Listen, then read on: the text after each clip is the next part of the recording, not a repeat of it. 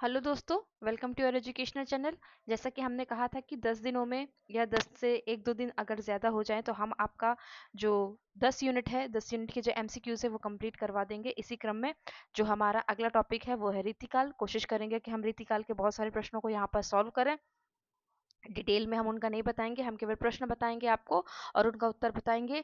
अब जब अगले एमसीक्यूज की सीरीज शुरू करेंगे यूनिट 1 से लेके यूनिट 10 तक, उसमें हम आपको पूरा डिटेल में करवाएंगे। ये जो सीरीज हमने 10-12 दिन की जो शुरू करी थी, इसमें हम केवल प्रश्न बताएंगे और उनका उत्तर बताएंगे। अब जब 10 दिन की हम अगली बार शुरू करेंगे, उसमें हम आपको डिस्क्राइब भी करेंगे। तो चलिए ठीक है, शुरू करते हैं अपना।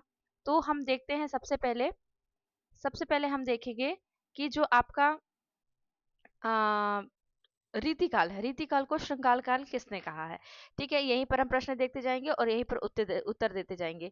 तो आचार्य विश्वनाथ जो मिश्र हैं, इन्होंने क्या कहा है, इन्होंने रीतिकाल को श्रृंगार काल का नाम दिया है। आगे हम देखते हैं प्रश्न नंबर 2 कि जो आपका जहांगीर जस चंद्रिका के रचनाकार कौन है। ठीक है, तो इसके रचनाकार कौन है, आचार्य केशव दास। ये आपको यहाँ पर उत्तर भी दिख रहा है। रीतिकाल को अलंकृत काल किसने कहा है, तो किसने कहा है, ये आपको मिश्र बंधुओं ने कहा है। अगला हम देखते हैं रीतिकाल का वह कौन सा कवि है जो अपनी मात्र एक कृति से हिंदी साहित्य के लिए अमर हो गया। Very important, Bihari. ठीक है, भूषण बिनु न बिराजई कविता वनिता मित, ये किसने कहा है, तो ये कहा है केशव दास जी ने। कवि बिहारी।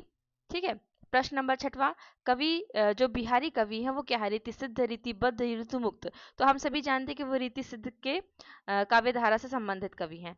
भाषा बोली न जानही जाके कुल के दास, यह कथन किसका है। ठीक है, तो ये कथन किसका है, ये हम देखते हैं केशव दास जी का है। अति सूधो स्नेह को मार्ग है जहाँ नेकु सयानप बांक नहीं, ये पंक्तियां किसकी हैं, तो ये पंक्तियां किसकी हैं, ये बहुत इंपॉर्टेंट है और ये है आपकी गहनानंद की। सुजान विनोद जो रचना है वो किसकी है, वो है आपकी देव की। चिंतामणि द्वारा रचित प्रबंध काव्य क्या है तो वो है आपका कृष्ण चरित। ठीक है, आगे हम देखते हैं द्रग अर्जत टूट कुटुम जुरत चतुर चित्तप्रीत, ये कथन किसका है, तो ये हम सब जानते हैं, ये है आपका बिहारी का और इसमें असंगत अलंकार है। तो ये प्रश्न दो रूपों से पूछा जाता है। एक तो आपका पूछा जाता है कि आपका जो ये पंक्तियां किसकी दी हैं, जो ये पंक्तियां यहाँ पर पूछी गई हैं। ठीक है, और ये किससे कौन सा अलंकार है, इनमें से कौन सा कवि ऋतु मुक्त नहीं है। ठीक है, रीति मुक्त में हम किसके, आलम बोधा ठाकुर और घनानंद, इनको देखते हैं। और जो आपके बिहारी है वो रीति सिद्ध के कवि हैं। आगे प्रश्न नंबर 3 देखते हैं। मैं इतनी जल्दी जल्दी करवाऊंगी तो आपके बहुत सारे एमसीक्यू सॉल्व हो जाएंगे, अगर स्लो करवाऊंगी तो आपके एमसीक्यू सॉल्व नहीं हो पाएंगे और आपके पास एक व्यवस्थित कंटेंट नहीं उपलब्ध हो पाएगा। घनानंद किस वर्ग के कवि हैं, तो हम सभी जानते हैं कि जो घनानंद है वो रीति मुक्त के अंतर्गत आते हैं। निम्नलिखित में से बिहारी की कौन सी रचना है, तो बिहारी की रचना कौन सी है, बिहारी सतसई। कौन सी है, बिहारी सतसई। अभिधा उत्तम काव्य है मध्य लक्षणाहीन। ये जो कथन है, ये जो शब्द ये है वो किस कवि ने या किस लेखक ने या किस रचनाकार ने है, तो ये देव की है। ठीक है, आगे हम देखते हैं शिवा को बखानो कि बखानो छत्रसाल को।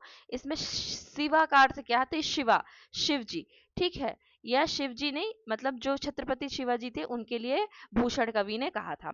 रीतिकाल की सर्वाधिक व्यापक प्रवृत्ति क्या है, नायिका भेद और श्रृंगार रस का विवेचन।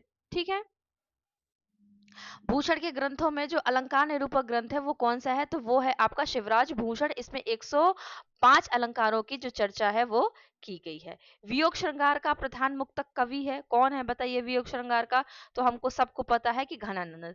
ठीक है, वियोग श्रृंगार का अन्य नाम विप्रलंब श्रृंगार भी है यहाँ पर। मतीराम की भाषा क्या है, तो हम मतीराम की भाषा आचार्य रामचंद्र शुक्ल के अनुसार देखें तो साहित्यिक ब्रजभाषा है। कवित रत्नाकर किस भाषा में रचित है, तो कवित रत्नाकर जो है वो कवित रत्नाकर ब्रज में है और कवित रत्नाकर सेनापति की महत्वपूर्ण रचना है जो आपके सिलेबस में दिया हुआ है। निम्नलिखित में से कौन सा कवि रीतिबद्ध का परंपरा में है, तो बद्ध परंपरा में हम बिहारी को नहीं देखेंगे, घनानंद को नहीं देखेंगे, आलम को नहीं देखेंगे, हम किसको देखेंगे, मतीराम को। रीति वर्णन में तो इनके जैसा किसी श्रृंगारी कवि ने नहीं किया। आचार्य रामचंद्र शुक्ल ने जो ये कथन दिया है वो किसके लिए दिया है, तो हम सबको पता है वो सेनापति के लिए दिया है। किस कवि ने लक्षण ग्रंथ की रचना नहीं की है, भिखारी दास, कौल कवि, बिहारी या देव ने, तो हम सबको पता है कि जो बिहारी ने मात्र एक ही रचना करी थी जो कि वो लक्षण ग्रंथ नहीं था। सगुण अलंकारण सहित दोष रहित जो सो होए, है ना, ये जो कथन दिया हुआ है ये किस आचार्य कवि की किस आचार्य कवि का ये कथन है? तो ये जो कथन है वो आचार्य चिंतामणि का है। हिंदी की रस रीति परंपरा का प्रस्थान ग्रंथ है, कौन सा ग्रंथ है इसमें? रसक प्रिया केशवदास का, क्योंकि केशवदास को ही हम और अन्य विद्वान रीतिकाल का प्रवर्तक मानते हैं। ठीक है, आगे हम देखते हैं देव किस प्रकार के कवि हैं। तो देव को हम सभी जानते हैं कि देव रसवादी विचारक और और रसवादी कवि हैं। विकल्पों में से रीतिकालीन कवि कौन कौन से हैं? नंददास नहीं है तो ये कैंसिल हो जाएगा। बिहारी मतीराम घनानंद भूषण ये हैं। ठीक है, तो इसका ऑप्शन हो जाएगा आपका बिहारी मतीराम घनानंद भूषण। रीतिकाल का कौन सा कवि वीर रस की काव्य करता है? हम सबको पता है वो भूषण है। पद्माकर द्वारा रचित अलंकार ग्रंथ कौन सा है? तो भाषा भूषण नहीं हो सकता, ये जसवंत सिंह का है। पद्माभरण इनका अलंकार ग्रंथ है। मतीराम द्वारा कौन सा रचित ग्रंथ है? तो ललित लालाम उनका बहुत फेमस ग्रंथ है, बहुत प्रसिद्ध है। कृष्णायन आपका है पंडित द्वारका प्रसाद मिश्र का। आदिकाल को जयकाल तथा रीतिकाल को कलाकाल किसने कहा है? आदिकाल को जयकाल और रीतिकाल को कलाकार दोनों कहने वाले एक व्यक्ति हैं, और वो हैं आपके राम शुक्ल जो रमाशंकर शुक्ल रसाल हैं। रीतिकाल के सर्वांग निरूपक कवि हैं, जिन्होंने ये एक स्टेटमेंट दिया हुआ है। ठीक है, तो कौन से कवि नहीं है जिनकी गणना सर्वांग निरूपक कवियों में की जाती है? ऐसा कौन सा कवि नहीं है? मतलब बाकी है, एक नहीं है, तो कौन नहीं है इसमें से? मतीराम। मतीराम जो है सर्वांग निरूपक कवियों में आते हैं, जिन्होंने रस, अलंकार, नायिका भेद, छंद इन सभी पर काव्य लिखे हैं। कविता उनकी श्रृंगारी है पर प्रेम की उच्च भूमि पर नहीं पहुंचती। बिहारी के संबंध में ये कथन किस आलोचक का है? सबको पता है, ये आचार्य रामचंद्र शुक्ल का है। हिंदी रीति ग्रंथों की परंपरा चिंतामणि से चली आ रही है, यह किस इतिहास का? ये भी आचार्य रामचंद्र शुक्ल ने ही कहा है। भिखारीदास ने काव्य निर्णय में किसका विवेचन किया है? तो सर्वांग विवेचन किया है। रामचंद्र शुक्ल ने बिहारी की भाषा के बारे में क्या है कि उन्होंने कहा है कि इनकी भाषा जो है चलती होने पर भी क्या है? साहित्यिक है। नैन नचाए कहीं मुस्काए लला फिर आइयो खेलन होरी, ये पद्माकर की पंक्ति है।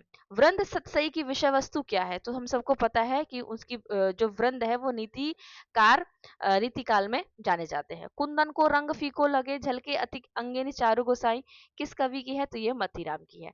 अमी हलाहल मद भरे सेत श्याम रत्नार, ये जो पंक्तियां हैं वो हमको सबको पता है कि वो रसलीन की है। रावरे रूप की रीति अनूप घरानंद, ठीक है, उनकी ये पंक्ति है। भाषा प्रवीण सुछंद सदा, इतने जल्दी जल्दी अगर आप मान लीजिए आधा घंटा में ये अगर आप वीडियो देख लेते तो आपके 80 से ज्यादा प्रश्न यहाँ पर सॉल्व हो जाएंगे और आपको एक रिवाइज हो जाएगा। भाषा प्रवीण सुछंद सदा, ये किसकी पंक्ति है? ये आपकी पंक्ति है ब्रजरत्न दास की। कवि की रीति सीख सुकवीन, ठीक है, इस काव्यक्ति के जो कवि है वो कौन है? भिखारी दास। लोगन कवित करी की वो खेल करी जानो हो, ये किसने बताया है? आपका ठाकुर ने। पानी परात छुए नहीं नैनन के जल सो पग धोए, ये किस कवि की पंक्तियां हैं? ये हैं आपकी कवि नरोत्तम दास की। रस गंगाधर में जगन्नाथ ने किस बादशाह की प्रशंसा की है? वेरी इंपॉर्टेंट, शाहजहां की। कृपाराम द्वारा जो नायिका भेद की सबसे पुरानी पुस्तक क्या है? हित तरंगिणी, ठीक है। रीति मुक्त श्रृंगारी कवि नहीं है, तो रीति मुक्त में हम किसको किसको देखते हैं? आलम बोधा ठाकुर द्विजदेव। तो अब बोला जा रहा है कि रीति मुक्त श्रृंगारी नहीं है, तो सेनापति प्रकृति के कवि माने जाते हैं, तो इसलिए वो श्रृंगारिक नहीं है। नीति कवि जो दीनदयाल गिरी है उनकी कौन सी रचना इसमें से नहीं है? तो छत्र प्रकाश नहीं हो सकती, क्योंकि छत्र प्रकाश किसकी है? लाल कवि की रचना है।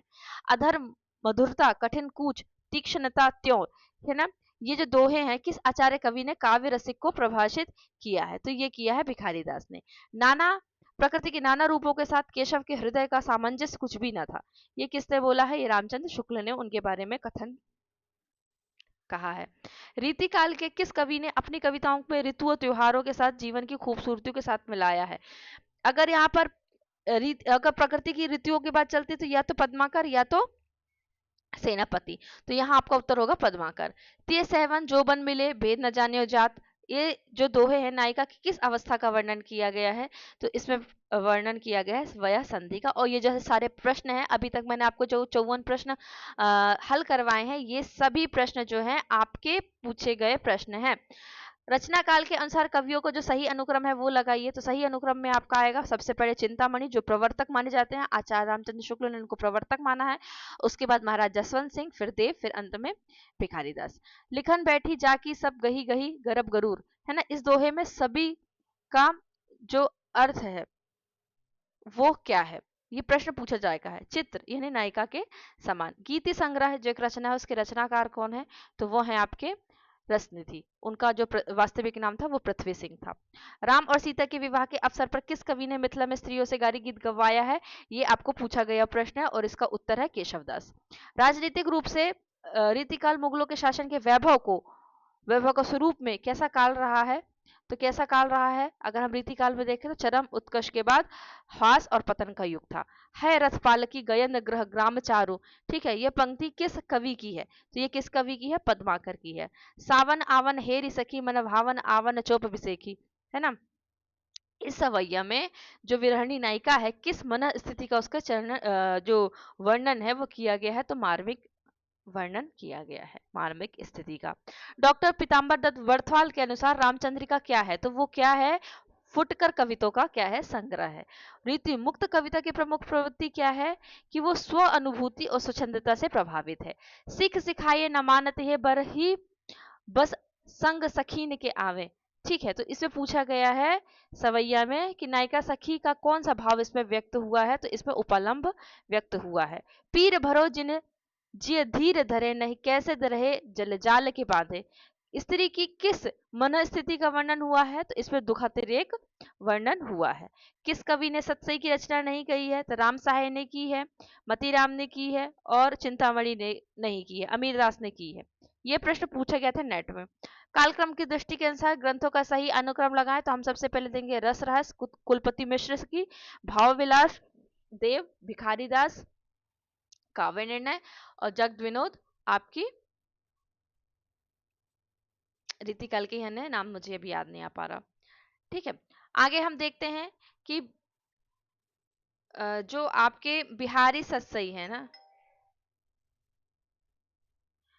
जो बिहारी सतसई पर फिरंगे सतसई नाम से, हाँ सॉरी, ये जो मैंने बताया कुलपति मिश्र, देव, काव्य निर्णय भिखारीदास और जगत विनोद पद्माकर की थी। फिर बिहारी सतसई पर फिरंगे सतसई नाम से फारसी भाषा में एक टीका लिखी गई, जिसके टीकाकार कौन थे। अगर हम बिहारी सतसई के संदर्भ में देखें तो ये हमारे सिलेबस में दिया हो तो आपके लिए बहुत इंपॉर्टेंट है, जो लिखा था आनंदलाल शर्मा ने। अष्टयाम किसकी रचना है, हम सभी को पता है कि अष्टयाम देव की रचना है। भूषण को कवि भूषण की उपाधि किसने दी थी, तो सोलंकी राजा रुद्र शाह ने। गंगा लहरी किसकी रचना है, पद्माकर की रचना है, ठीक है। निम्नलिखित में से कौन सा कथन असत्य है, तो रीतिबद्ध जो धारा के कवियों ने लक्षण ग्रंथ की रचना की, ये सत्य है। रीतिबद्ध जो धारा के कवि थे आचार्य कवि कहा जाता है, ये भी सही है। बिहारी रीति सिद्ध के प्रतिनिधि कवि सही है, और केशव रीति मुक्त धारा कवि नहीं है, कवि हैं, ये गलत है। रीति मुक्त के नहीं है केशव, रीति बद्ध के हैं। अब आगे हम देखते हैं आचार्य रामचंद्र शुक्ल ने रीतिकाल का प्रवर्तक आचार्य किसको कहा है, तो उन्होंने बताया है चिंतामणि को। आगे हम देते हैं रीतिकाल की विशेषताओं के संदर्भ में निम्नलिखित में से एक विशेषता गलत है। रीतिकाल में अलंकारण की प्रधानता है, ठीक है। रीतिकाल ब्रज भाषा की प्रमुखता उसमें पाई जाती है, ठीक है। प्रकृति का आलंबन रूप वर्णन हुआ है, रीतिकाल में लक्षण ग्रंथों की प्रमुखता है, तो इसमें क्या है, आलंबन रूप में वर्णन हुआ है। ये जो उत्तर है ये क्या है, गलत है। जिन जिन देखे वे कुसुम गई सो बीत बहार, यह प्रसिद्ध दोहा किस कवि का है, तो ये किस कवि का है, बिहारी का। विरह वारिश किसकी रचना है, तो ये हम रीति मुक्त में देखते हैं बोधा की है। भाषा भूषण जसवंत सिंह, ठीक है, उनकी रचना है, और ये एक अलंकार ग्रंथ है। जाति विलास सबको पता है, ये देव की रचना है। किस कारण किस रीतिकालीन रचना को छंदों का अजैब घर कहा जाता है, तो वो रामचंद्रिका को कहा जाता है। सीख लीन्यो मीन मृग खंजन न कमल नैन सीख लीनो जस ओ प्रताप, ये पंक्तियां किस कवि की है, तो ये पंक्तियां हैं आपकी ठाकुर की। अब देखिए इनकी सी विशुद्ध सरस शक्तिशाली ब्रजभाषा लिखने में और कोई कवि समर्थ नहीं हुआ, यह जो आचार्य रामचंद्र शुक्ल ने घनानंद के लिए कहा है। रीतिकालीन आचार्यों की श्रेणी में कौन शामिल नहीं है, तो कौन नहीं है, उद्गाता आचार्य, ये आपको एक बारी दिया बताया भी गया था, ठीक है। तो यहाँ पर हम देखते हैं कि जो हमारा रीतिकाल के संदर्भ में जो 80 से 81 प्रश्न थे वो यहाँ सॉल्व हो गए हैं, बाकी जो बचे हैं उनको हम जल्दी करवाते हैं। तब तक के लिए आप जो आपका सिलेबस है उसको कंप्लीट करने की कोशिश कीजिए। अगर आपको कोई भी प्रॉब्लम आती है तो आप हमें बताइए, हम आपकी समस्या सुलझाने का बहुत प्रयास करेंगे। तब तक के लिए आप वीडियो देखती रहिए, अपनी पढ़ाई को कंटिन्यू कीजिए। मिलते हैं आपसे अगले वीडियो में। वीडियो देखने के लिए धन्यवाद।